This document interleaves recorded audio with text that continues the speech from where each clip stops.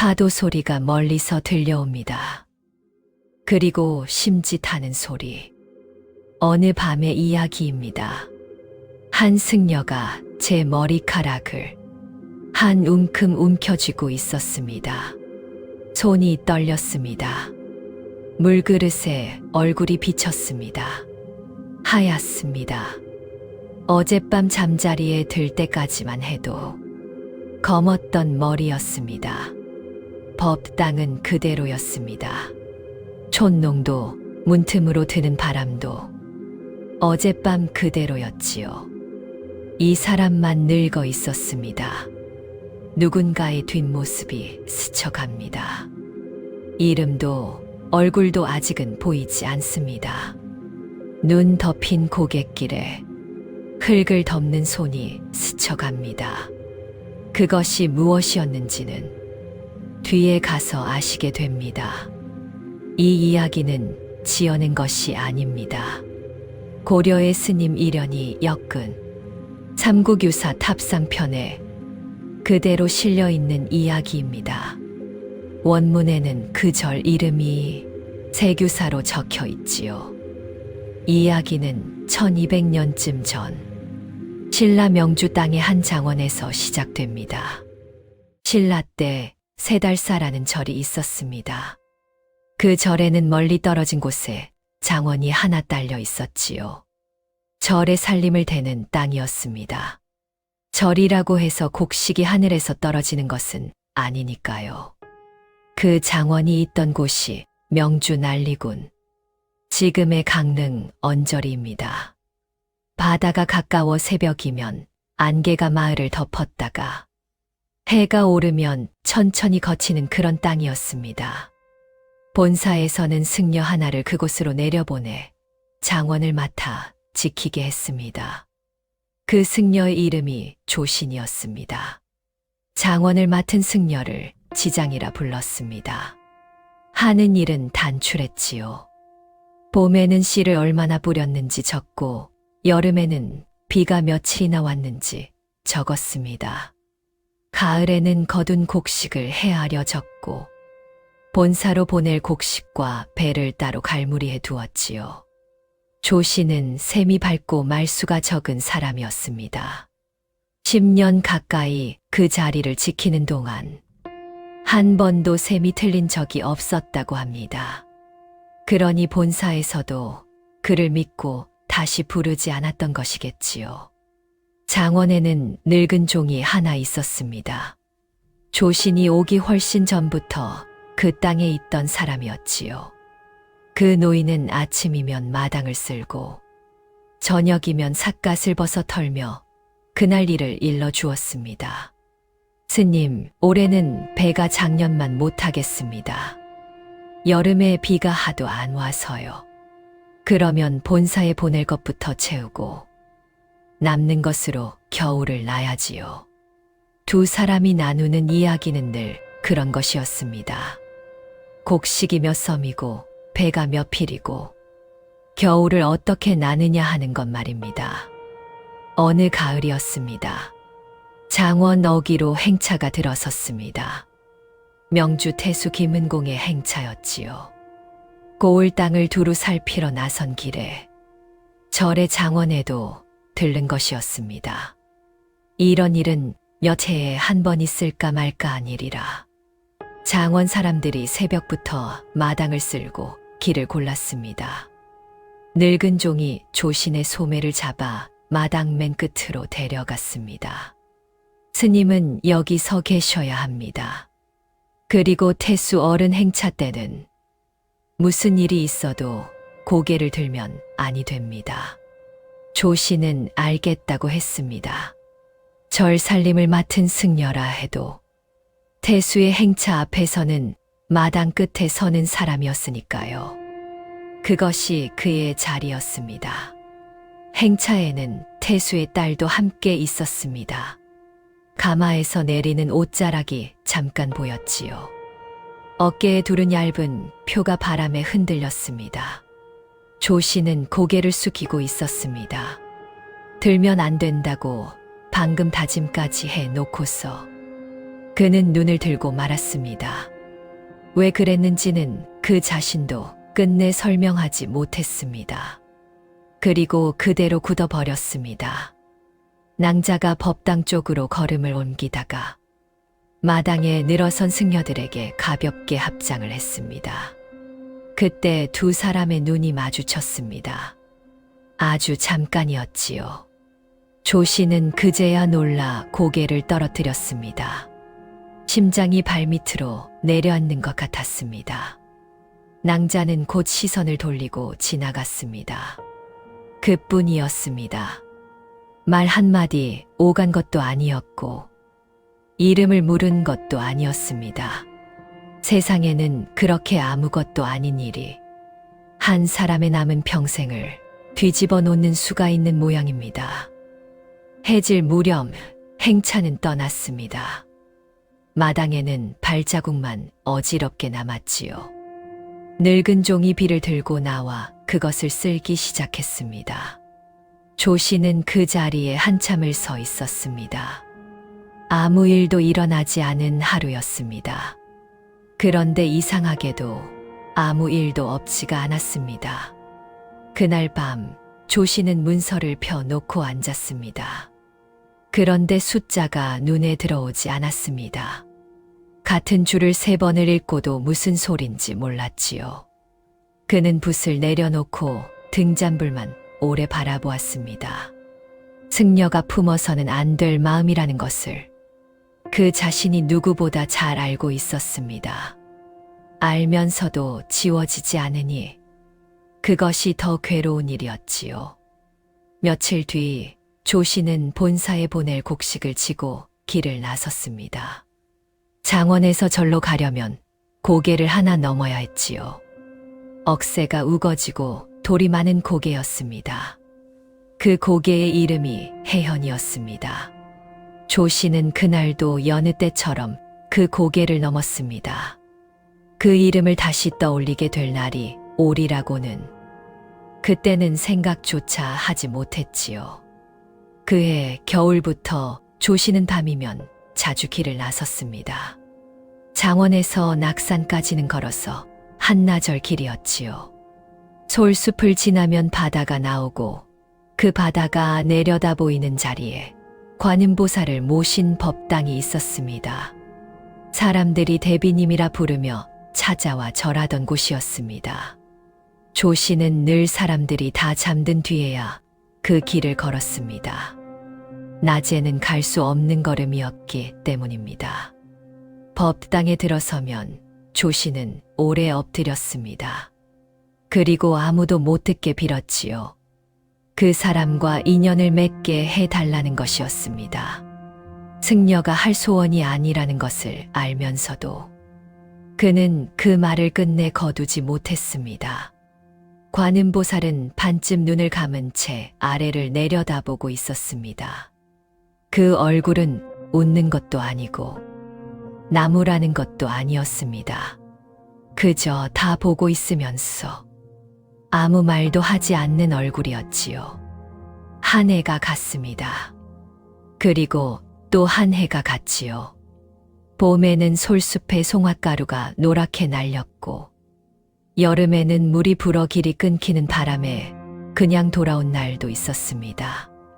가을이면 억새가 허리까지 자라 길을 덮었고 겨울이면 발이 눈에 푹푹 빠졌습니다.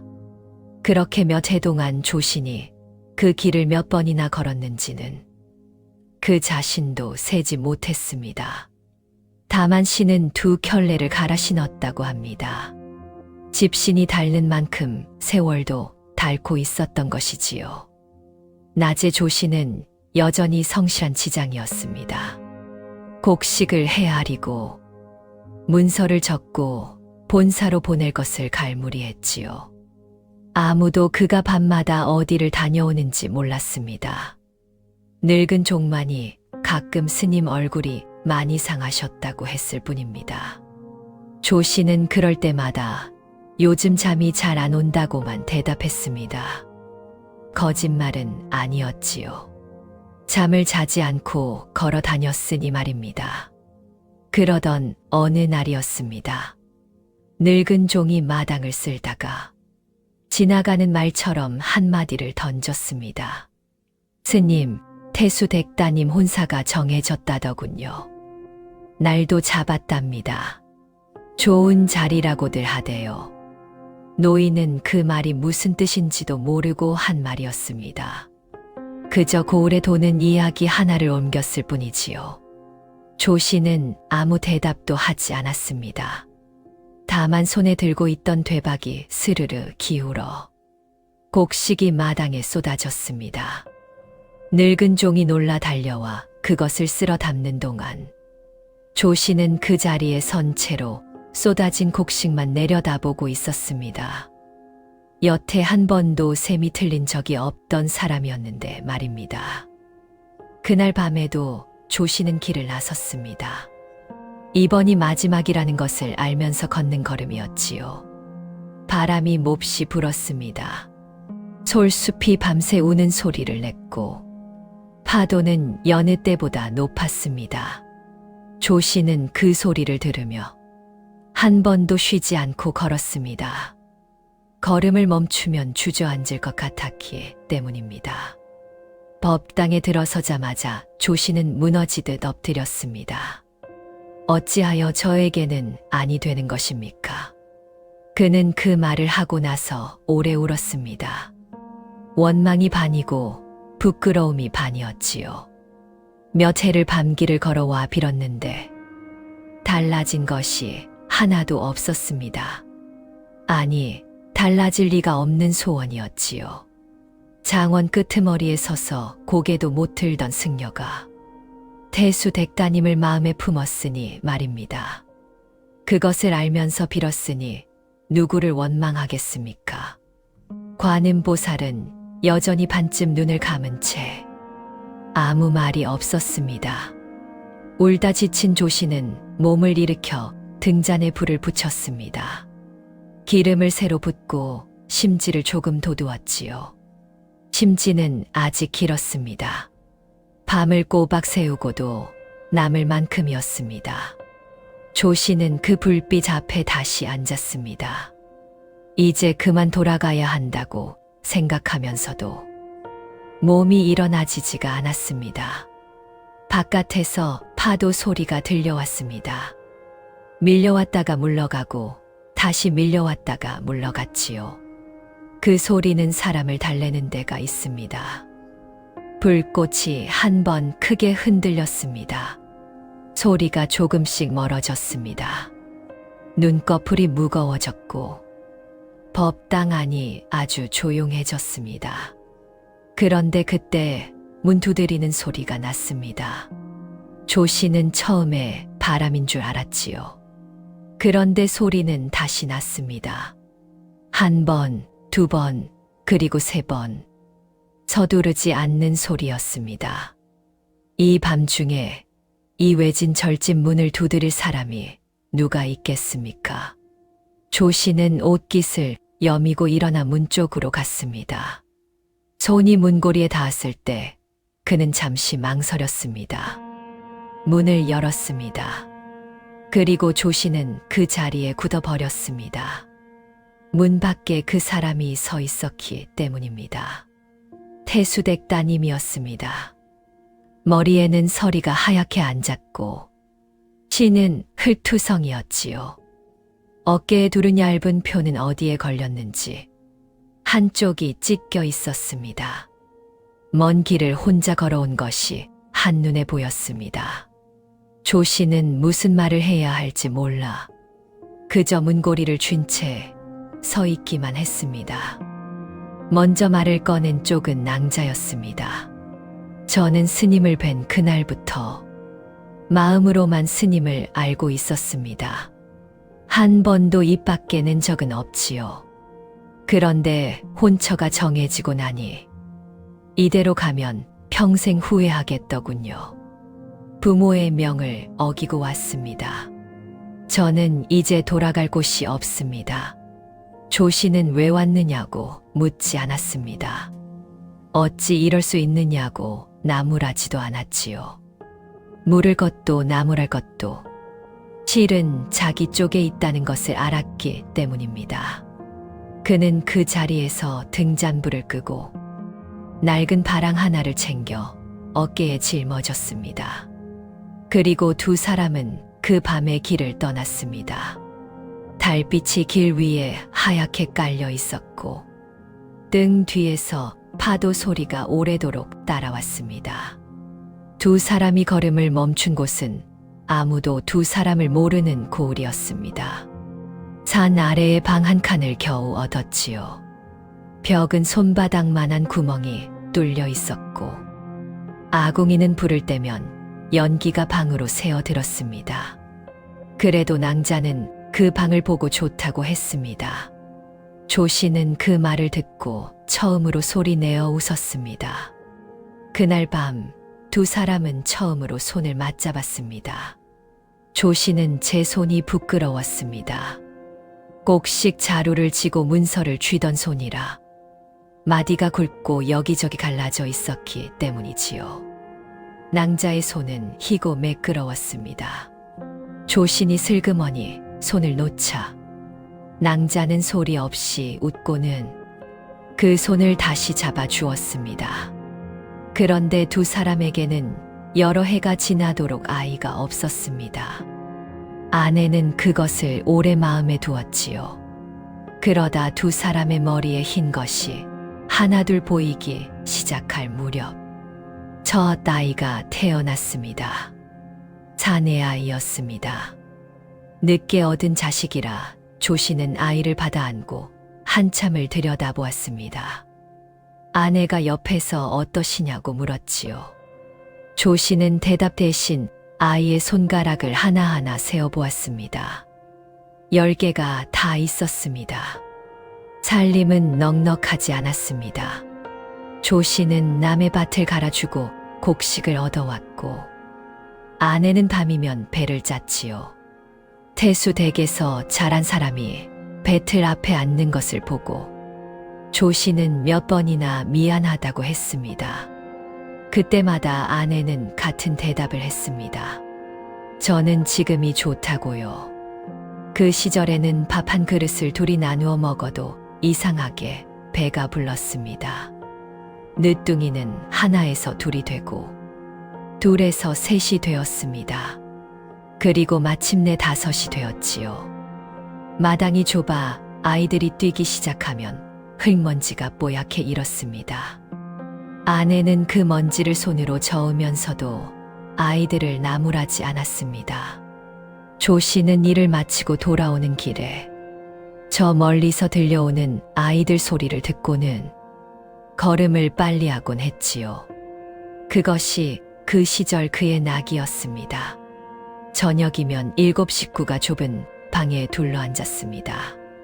무릎이 서로 닿아야 겨우 다 앉을 수 있는 방이었지요. 반찬이라야 남을 두어 가지가 전부였지만 웃음소리는 끊이지 않았습니다. 큰아이가 제 그릇에 밥을 덜어 동생 그릇에 얹어주면 막내가 그것을 보고 저도 얹어준다며 손을 뻗다가 그릇을 엎기도 했습니다. 그런 밤이면 조씨는 늦도록 잠이 오지 않았습니다. 담장 너머에는 감나무가 한 그루 서 있었습니다. 봄이면 잎이 돋고 가을이면 붉게 익은 감이 서너 개쯤 달렸지요. 아이들은 해마다 그 감을 따려고 돌을 던졌습니다. 그 감나무가 잎을 내고 떨구기를 몇 번이나 되풀이하는 동안 세월은 조용히 지나가고 있었습니다. 세월은 그렇게 흘러갔습니다. 조신의 등은 굽었고 아내의 머리는 반이 하얗게 새었지요. 두 사람은 이제 서로 말을 하지 않아도 무슨 생각을 하는지 알았습니다.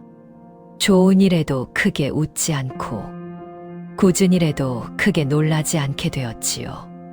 그것을 세상에서는 부부가 되었다고 하는 모양입니다. 늦게 얻은 자식이 5이었습니다. 큰아이는 제법 자라 아버지를 따라 밭에 나갔고 막내는 아직 어미 치마꼬리를 붙들고 다녔지요. 아이가 5이면 웃을 일도 5배가 됩니다. 그러나 먹일 입도 5이라는 뜻이었습니다. 그리고 그 무렵부터 웃을 일보다 먹일 걱정이 앞서기 시작했습니다. 흉년이 이어졌습니다. 비가 와야 할 때 오지 않았고 오지 말아야 할 때 쏟아졌지요. 논이 갈라지고 밭이 다 들어갔습니다. 남의 밭을 갈아주고 받는 삭도 해마다 줄었습니다. 애초에 남에게 줄 것이 있어야 삭도 있는 법이니까요. 곡식 자루가 비는 데는 오래 걸리지 않았습니다. 집도 함께 늙었습니다. 지붕의 이형은 사가 비가 새고 석갈의 한쪽이 내려앉았지요. 고쳐야 한다는 것을 알면서도 고칠 힘도 고칠 것도 없었습니다. 비 오는 밤이면 방 한가운데 그릇을 받쳐놓고 잤습니다. 아이들은 그 빗물 떨어지는 소리를 새다가 잠이 들곤 했지요. 옷은 여러 해 동안 한 벌로 났습니다. 해진 데를 기우고 기운 데가 다시 해지면 그 위에 또 헝겊을 덧대었지요. 나중에는 본래 무슨 색이었는지도 알 수 없게 되었습니다. 아내는 언제나 아이들 옷부터 기웠고 제 옷은 늘 맨 나중이었습니다. 그래서 아내의 옷이 그 집에서 가장 낡았습니다. 저녁이면 아내는 그릇을 놓으며 술을 세었습니다. 1, 2, 3, 4, 5, 6, 7, 7개였지요. 그릇은 7인데 담을 것이 모자란 날이 점점 늘었습니다. 그런 날이면 아내는 제 그릇을 슬그머니 뒤로 물렸습니다. 조 씨는 그것을 알면서도 못 본 척했습니다. 아는 척을 하면 그 사람이 더 미안해할 테니까요. 그러다 마침내 그 집에서 더 버틸 수가 없게 되었습니다. 두 사람은 남은 세간을 정리하고 문을 닫고 아이들을 앞세워 길을 나섰습니다. 어디로 가자고 정한 것도 아니었지요.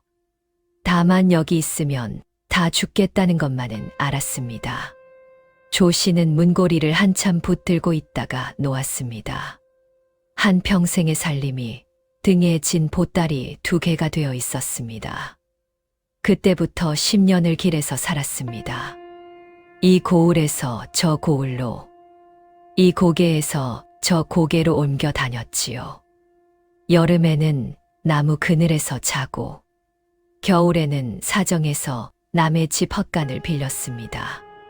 아이들은 그러는 동안에도 자랐습니다. 자란다는 것은 다행한 일이면서 동시에 걱정스러운 일이기도 했습니다. 먹는 것은 빌었습니다. 문 앞에 서서 기다리다가 한 그릇을 얻으면 고맙다고 하고 돌아섰지요. 못 얻는 날이 더 많았습니다. 문을 열지도 않고 그냥 가라는 집도 있었고 개를 풀어놓은 집도 있었습니다. 처음에는 부끄러워 얼굴을 들지 못하던 조신도 나중에는 그 부끄러움조차 사치라는 것을 알게 되었습니다. 길에서 산 지 여러 해가 지난 어느 날이었습니다. 그해 15이 된 큰아이가 아버지 손에서 바가지를 가져갔습니다. 아버지, 오늘은 제가 다녀오겠습니다. 조 씨는 안 된다고 했습니다. 아이는 그 자리에 서서 이렇게 말했습니다. 아버지가 가시면 사람들이 아버지를 봅니다. 제가 가면 제 나이를 봅니다. 조 씨는 아무 대답도 하지 못했습니다. 그 나이 먹은 아이가 셈을 그렇게까지 하고 있었던 것입니다. 아이는 바가지를 들고 언덕을 내려갔고 조 씨는 그 자리에 서서 오래 보고 있었습니다. 그날 아이는 밥을 2그릇 얻어왔습니다. 조 씨는 그것을 먹으면서 살면서 가장 맛없는 밥을 먹었습니다.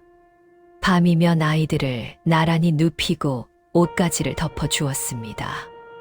아내는 아이들이 잠들 때까지 등을 쓸어주었지요. 아이들은 배가 고프다는 말을 잘 하지 않았습니다. 말해도 소용이 없다는 것을 이미 알아버린 것이지요. 어린 것이 그것을 알아버렸다는 사실이 부모에게는 가장 견디기 어려운 일이었습니다. 그래도 두 사람은 서로를 탓하지 않았습니다. 내가 그날 문을 열지 말았어야 했는데. 그런 소리 마세요. 제가 두드린 문입니다. 그런 말을 주고받고 나면 두 사람은 한참 아무 말도 하지 않았습니다. 탓할 사람이 없다는 것이 때로는 탓할 사람이 있는 것보다 더 견디기 어려운 법이지요. 10년째 되던 해, 두 사람의 발길은 다시 북쪽으로 향했습니다. 명주 쪽이었지요. 왜 그리로 갔는지는 두 사람도 설명하지 못했습니다. 사람은 갈 데가 없어지면 처음 있던 곳으로 돌아가려 하는 모양입니다. 그리고 그 길에 고개가 하나 있었습니다. 그해 겨울 조신의 식구는 명주 땅으로 다시 들어섰습니다. 딱히 갈 곳을 정한 것은 아니었습니다. 다만 발이 저절로 옛 땅 쪽으로 향했지요. 그러다 고개 하나를 넘게 되었습니다. 해현이었습니다. 젊은 시절 곡식 자루를 치고 본사로 가느라 수없이 넘던 바로 그 고개 말입니다. 그때는 짐이 무거워도 다리가 가벼웠습니다. 이제는 진 것이 없는데도 다리가 떨어지지 않았지요. 눈이 무릎까지 쌓여 있었고 바람은 등을 떠밀듯이 불어왔습니다.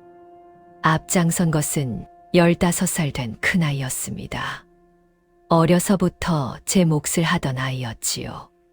동생들 목까지 제 그릇에서 덜어주던 아이이기도 했습니다. 그런데 그날은 자꾸 뒤로 처졌습니다. 조신이 몇 번을 돌아보며 걸음을 늦추었지요. 그때마다 아이는 괜찮다고 먼저 가시라고 손을 저었습니다. 그 손짓이 너무 어른 같아서 조씨는 오히려 마음이 더 아팠습니다. 고갯마루를 얼마 남기지 않았을 때였습니다. 뒤에서 소리가 없어 돌아보니 아이가 길가에 주저앉아 있었습니다. 조신이 눈을 헤치며 달려갔지요.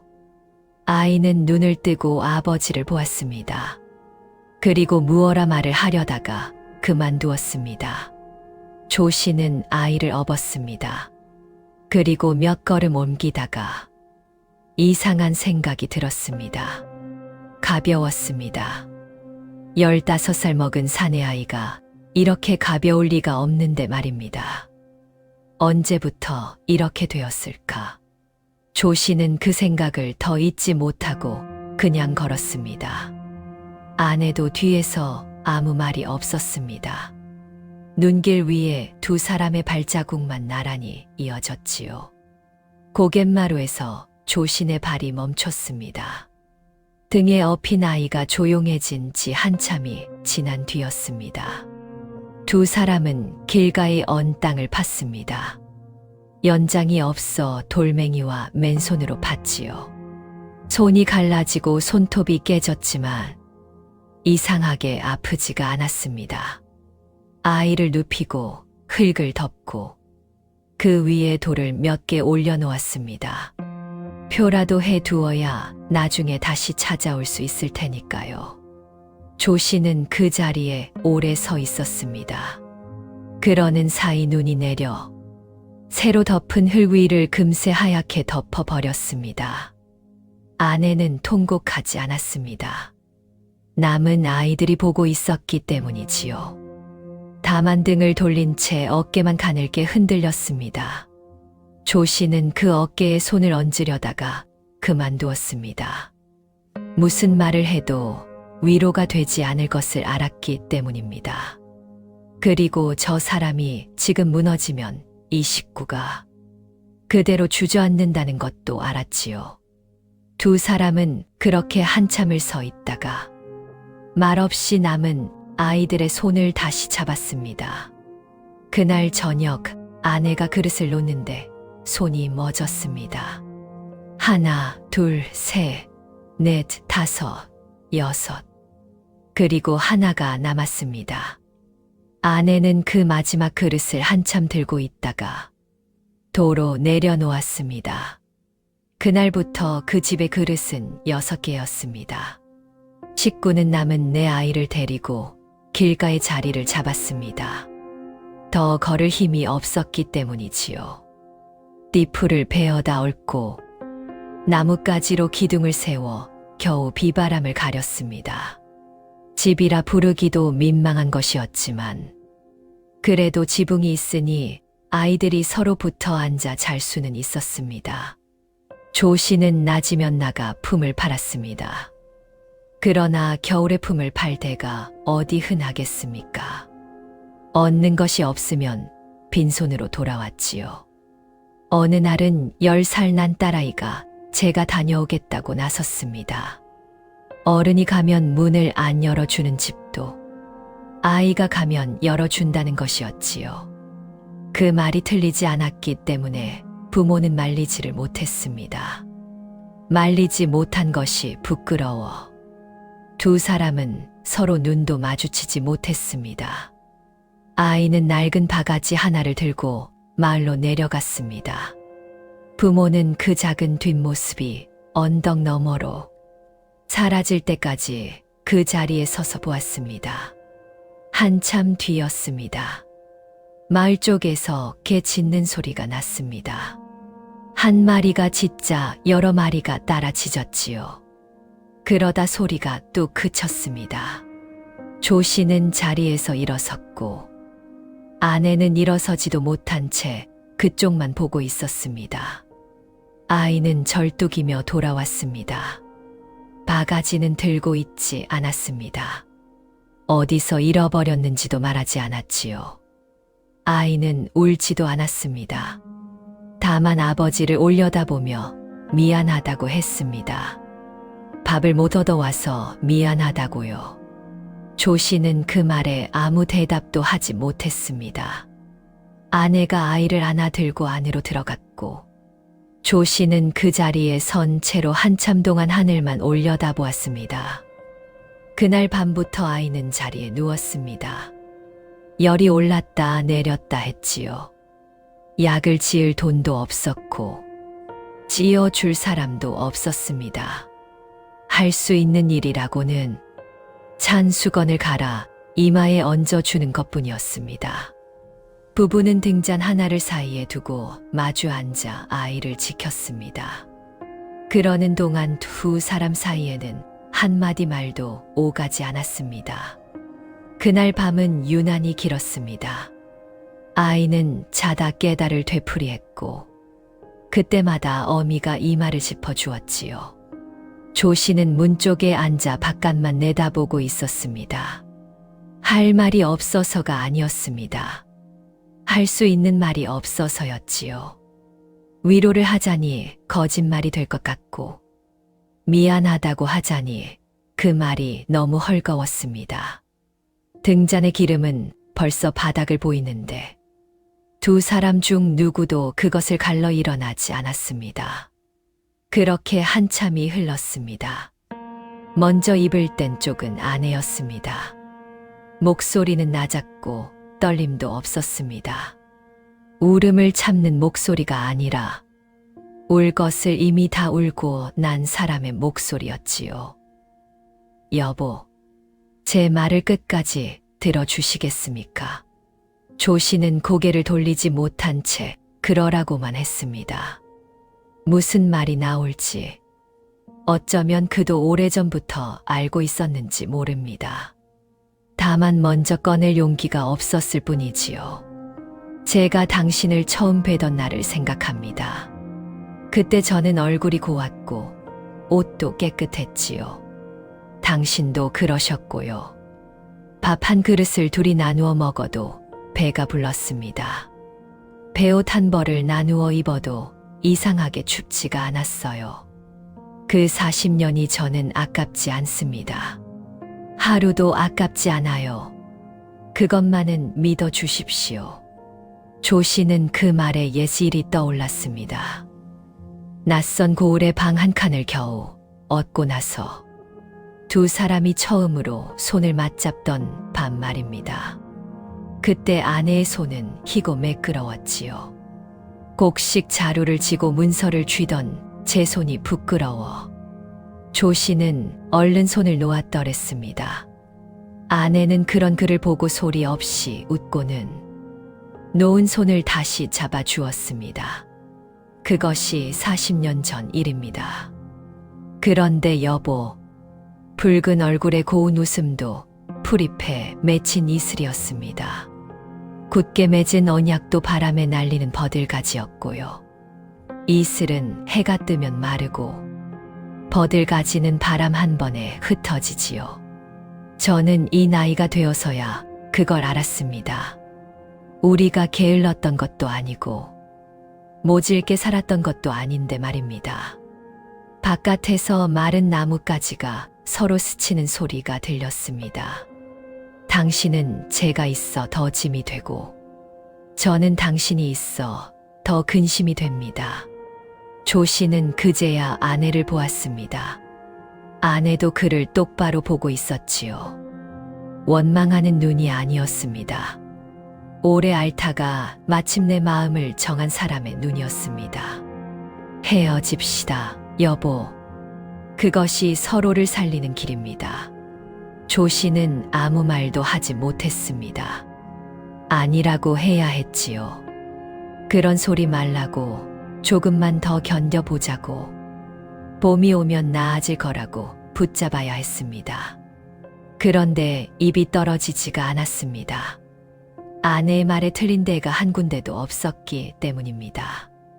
붙잡을 말을 찾으려 할수록 붙잡아 두면 이 사람이 더 상하겠다는 생각만 또렷해졌지요.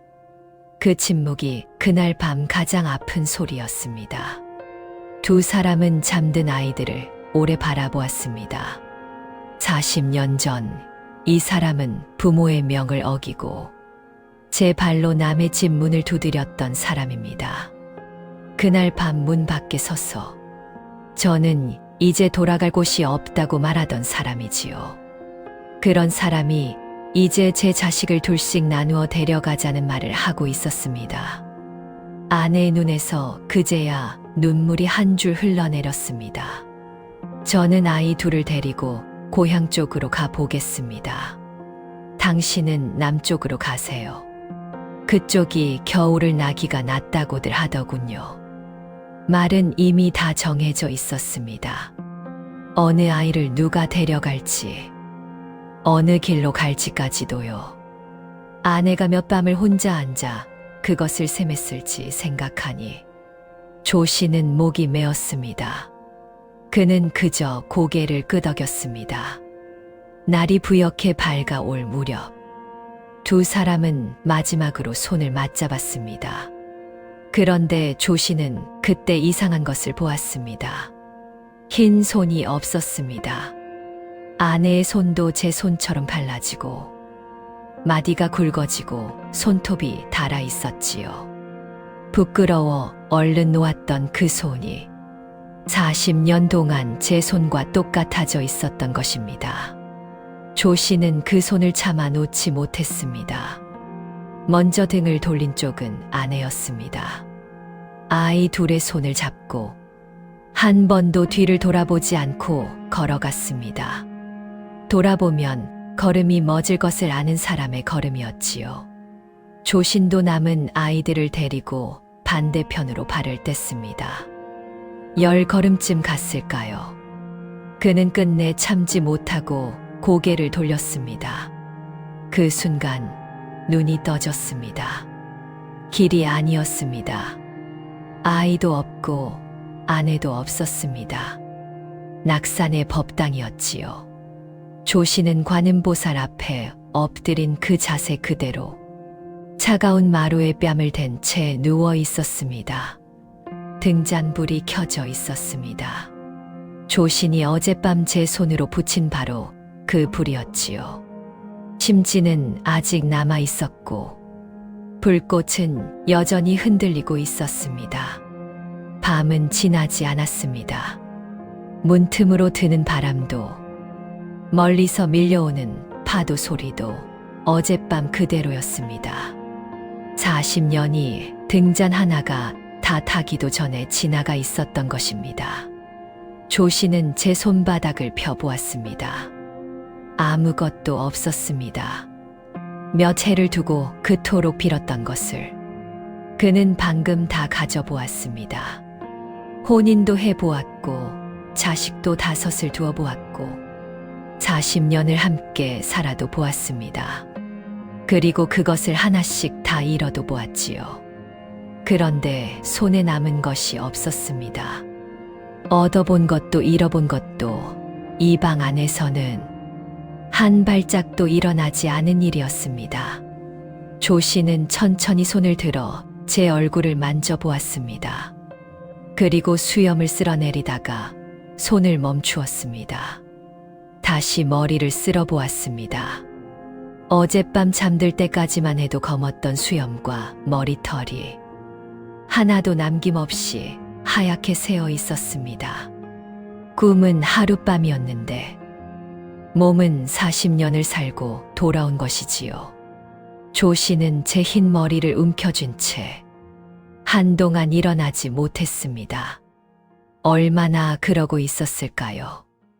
문틈으로 새벽빛이 들기 시작했습니다.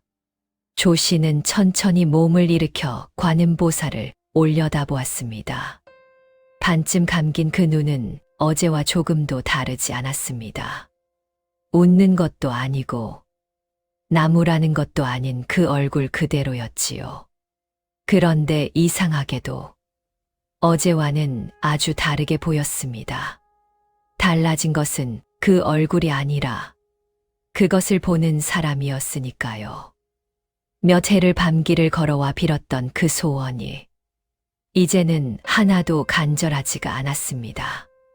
갖고 싶던 것을 하룻밤 사이에 다 가져보고 또 다 잃어보았기 때문이지요. 세상 것을 얻고 싶던 마음이 마치 봄볕에 얼음 녹듯 스르르 사라졌습니다. 조 씨는 그 자리에 앉은 채로 날이 밝기를 기다렸습니다. 서두를 일이 하나도 남아있지 않았습니다. 조 씨는 부끄러워서 오래 얼굴을 들지 못했습니다. 몇 해 동안 이 앞에 엎드려 무엇을 빌었던가를 생각하니 더욱 그러했지요. 뒷사람들은 이 하룻밤을 두고 관음보살이 조신에게 일러준 가르침이었다고 전합니다. 말로 타이르는 대신 40년을 직접 살아보게 하신 것이라고요. 그것이 정말 그러했는지는 아무도 모릅니다. 다만 그렇게 전해 내려올 뿐이지요. 날이 밝자 조씨는 길을 나섰습니다. 향한 곳은 해현이었습니다. 꿈속에서 큰아이를 묻었던 그 고갯마루 말입니다. 꿈이라는 것을 알면서도 그는 그 자리를 찾아갔습니다. 젊은 시절 곡식을 지고 넘던 그 길을 이번에는 하얗게 센 머리로 천천히 올랐습니다. 억새는 여전했고 돌도 여전했습니다. 고갯마루에 이르자 조씨는 걸음을 멈추었습니다. 꿈에서 돌을 몇 개 올려두었던 바로 그 자리였지요. 그는 무릎을 꿇고 언 땅을 파기 시작했습니다. 손톱 밑으로 흙이 들어가고 손이 곱아도 멈추지 않았습니다. 무엇이 나오기를 바라서가 아니었습니다. 다만 그렇게 하지 않고는 견딜 수가 없었던 것이지요. 그런데 흙 속에서 무언가 단단한 것이 손끝에 닿았습니다. 조심스레 흙을 털어내자 작은 돌부처 하나가 드러났습니다. 돌미륵이었습니다. 삼국유사는 그렇게 전합니다.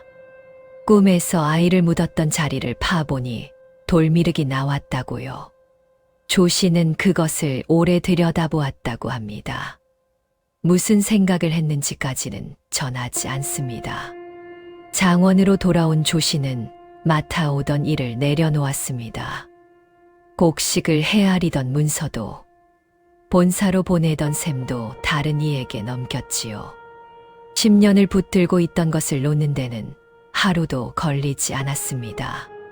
40년을 살아보고 나니 노는 법을 알게 된 것이겠지요. 늙은 종만이 마당에 서서 그를 오래 배웅했습니다. 그 뒤 조씨는 절을 하나 세웠다고 전합니다. 그 절의 이름이 정토사입니다. 그리고 남은 날들을 그곳에서 부지런히 닦으며 보냈다고 하지요. 그가 몇 해를 더 살았는지, 어디에서 눈을 감았는지는 전하지 않습니다. 다만 다시는 무엇을 달라고 빌지 않았다고 합니다. 빌 것이 없어진 사람의 하루가 어떠했을지는 우리로서는 그저 짐작할 뿐입니다. 이련 스님은 이 이야기 끝에 짧은 시 한 편을 붙여 두었습니다. 잠시 즐거웠던 일에 마음이 매여 있었더니 어느새 그것이 다 지나가 있더라는 그런 뜻이었지요. 생각해보면 우리도 저마다 붙들고 있는 것이 하나쯤은 있을 것입니다. 그것이 손에 들어오면 다 될 것 같고 놓치면 못 살 것 같은 그런 것 말입니다. 조신도 그랬습니다. 그런데 그것을 40년 동안 다 가져보고 돌아온 사람이 남긴 말은 그저 한바탕 꿈이더라는 것이었습니다.